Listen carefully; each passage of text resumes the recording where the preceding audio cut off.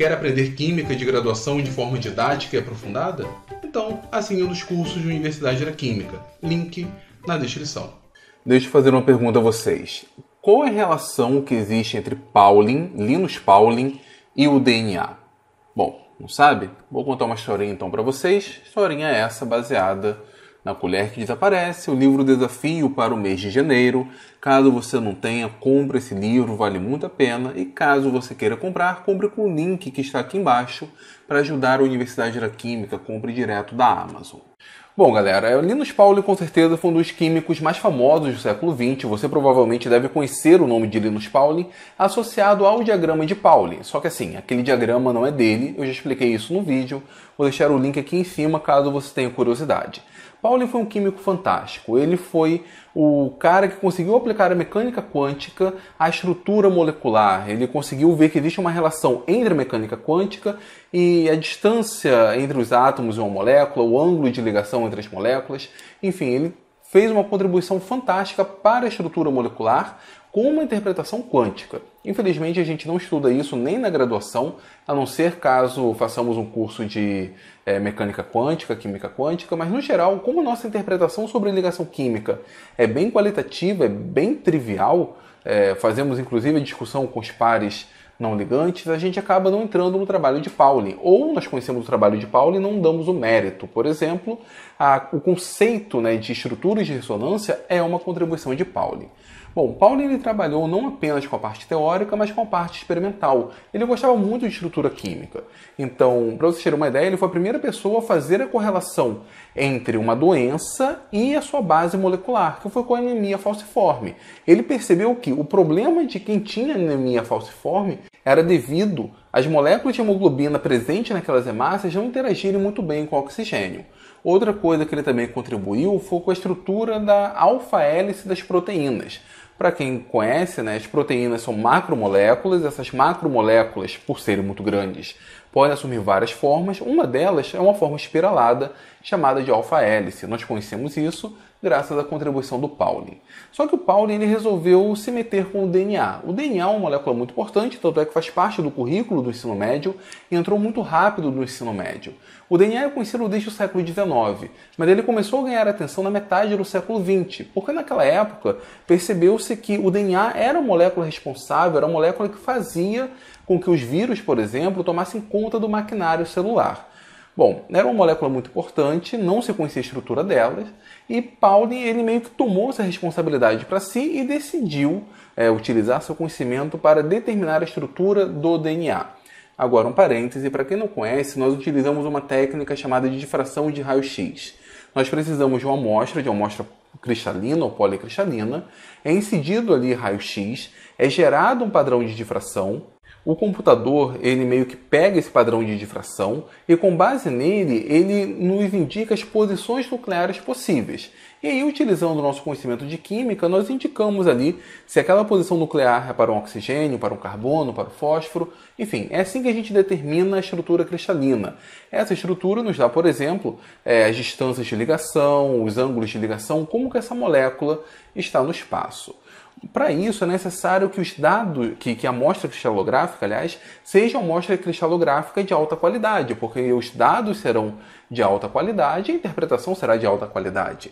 E a amostra que o Pauling estava trabalhando não era de alta qualidade. Ele pegou o DNA seco, o DNA sem moléculas de água. E o DNA seco, o DNA desidratado, ele assume uma estrutura meio esquisita. É necessário moléculas de água para manter a estrutura do DNA fixa, coesa. Aquele DNA desidratado era um DNA todo quebrado. E com base naquilo, Pauling propôs, ora, achando que eram dados bons, provavelmente essa molécula apresenta 3 linhas, 3 faixas moleculares, 3 cadeias moleculares, que nós chamamos hoje de tripla hélice. O problema era manter a coerência nessa tripla hélice. Ele sabia que tinha ali as bases nitrogenadas, que eram grupos muito volumosos, colocou para o lado de fora e no que seria a espinha dorsal dessa tripla hélice, na parte central, ele colocou os grupamentos fosfatos.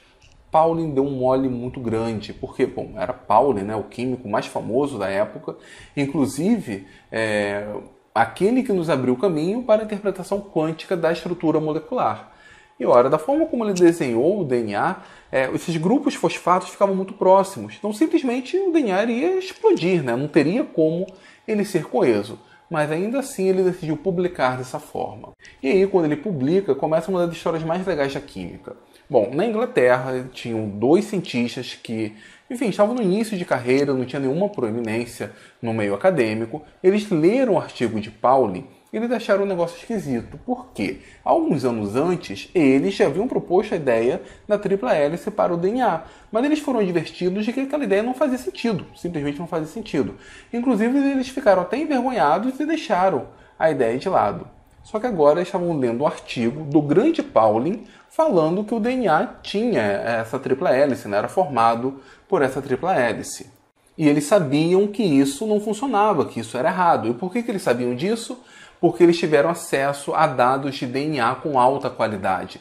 DNA úmido, DNA hidratado, DNA com moléculas de água em sua estrutura real. E como que eles tiveram acesso a isso? Bom, entra nessa história a nossa quarta personagem. O primeiro foi o Pauling, o segundo e o terceiro foram o Watson e o Crick, esses 2 jovens pesquisadores, e a quarta é Rosalind Franklin, hoje um símbolo da mulher na ciência, tanto quanto Marie Curie. Franklin trabalhava com cristalografia de raio-x, ela estava trabalhando na estrutura do DNA e ela obteve alguns resultados de alta qualidade a partir do esperma de lula. Ali o DNA estava hidratado e com isso ela obteve uma imagem do DNA. Bom, e chegou até o Watson e o Crick, né, falaram, olha, não tem como ser uma tripla hélice porque nós temos mais ou menos essa imagem, isso aqui não é coerente com uma tripla hélice. E aí entra uma das maiores furadas de olho da história da ciência. O Watson e o Crick pegaram os dados da Franklin, roubaram os dados da Franklin e começaram a trabalhar nele, na ideia deles conseguirem chegar à estrutura do DNA. Isso sem falar nada com a Franklin. Bom, acabou que eles quase conseguiram, já haviam percebido que era uma dupla hélice. Lembrando, eles meio que roubaram esses dados da Franklin. O Pauling não tinha o conhecimento desses dados, não tinha essa imagem do DNA hidratado e por isso ele propôs a ideia da tripla hélice. Bom, a última informação que faltava nesse caso, o Watson e o Crick, eles queriam saber como que essas 2 fitas de DNA encaixavam. E aí um outro pesquisador publica, na verdade fala com eles, que as bases nitrogenadas sempre aparecem aos pares. Na mesma proporção que nós temos adenina, nós temos timina. Na mesma proporção que nós temos citosina, nós temos guanina. O que eles fizeram? Olharam as estruturas, viram a possibilidade de ligações de hidrogênio, viram que tinha encaixe entre esses pares de base e pronto. Publicaram em 1953 na Nature a estrutura do DNA. Roubando os dados da Franklin, a Franklin simplesmente perdeu o crédito. Eles acabaram publicando e com isso também colocaram a ideia do grande Pauling por terra, né? Nós temos então 2 pesquisadores sem renome no início de carreira colocando o grande Pauling de joelhos. Bom, Pauling ele era um grande cientista, ele sabia reconhecer quando estava errado e ele aceitou tranquilamente que o DNA realmente seria constituído de uma dupla hélice. Com isso, então, nós temos a famosa estrutura do DNA que a maioria das pessoas conhece, é uma estrutura até bem comum, como disse, ensinada até mesmo no ensino médio. Infelizmente, não é todo aluno que saberia responder, mas a princípio todo aluno deveria dizer que o DNA seria constituído de grupamento fosfato, de bases nitrogenadas e de açúcares. E são essas bases nitrogenadas que fazem ligações de hidrogênio e mantêm a coerência do DNA.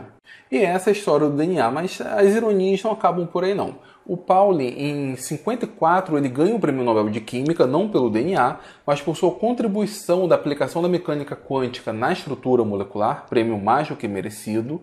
E após ganhar o Prêmio Nobel de Química, ele começa a fazer alguns protestos contra as guerras. Então, em 62, ele ganha o Prêmio Nobel da Paz.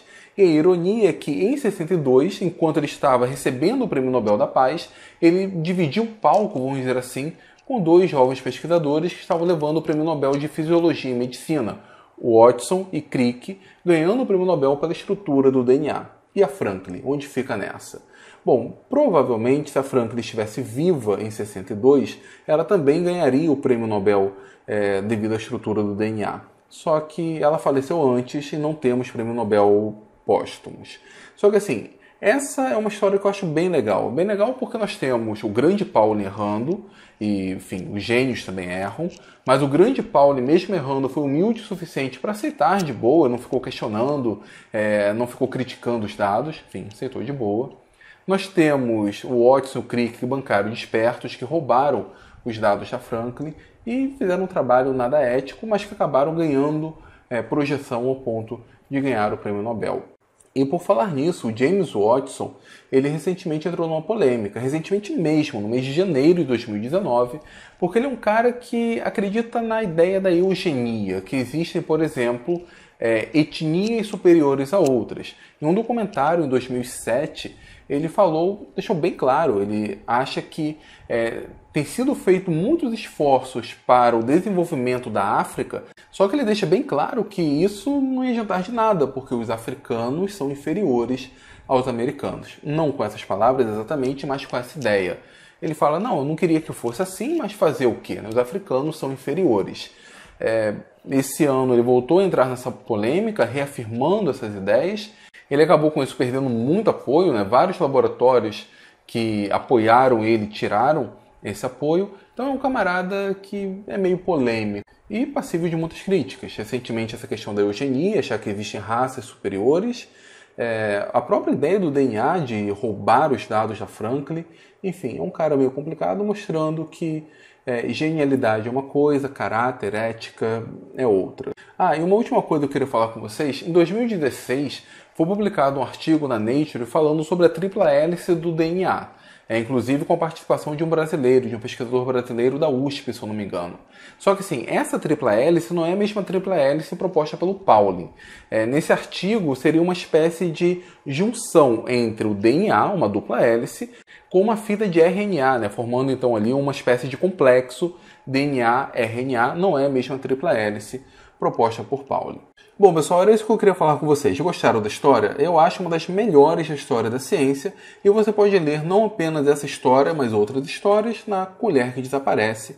Aproveitem, use o link aqui de baixo para adquirir o livro, caso não tenha. Gostaram da história? Já conhecia? Deixe aqui nos comentários, dê o seu like, compartilhe e se inscreva no Universidade da Química, ajude a Universidade da Química a crescer.